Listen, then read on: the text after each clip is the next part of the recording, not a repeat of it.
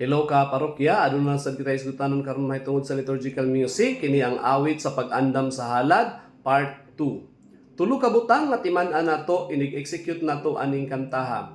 Una, tempo. Ang tempo ni ini dili paspas kaayo or dili kanang ya-ya kaayo, nagdepende sa baklay sa ministro sa paghalad, no? Kanang ilahang procession mao na siya ang timailhan nato sa iyahang tempo nga mabagay pud sa kanta. Ikaduha, ang theme sa season pwede kaayo kantahon like Christmas or Easter, no, especially ka naman kantaha or Lent, no, pwede kaayo og mga pagdaig apan likahin ninyo ang kanang mga naghalad sa kinabuhi kay dili man mo nagpari or magmadri, no. So likayin ninyo na kabasi human ninyo tugtog ang parokya na tag-iya ninyo, no? Lord, I offer my life. Parokya na tag-iya ninyo pagkahuman.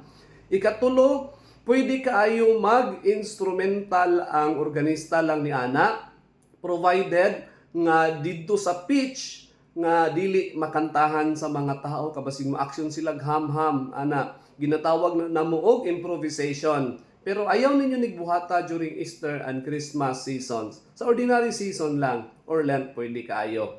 Kana lang sa pagkakaroon, i-share. God bless.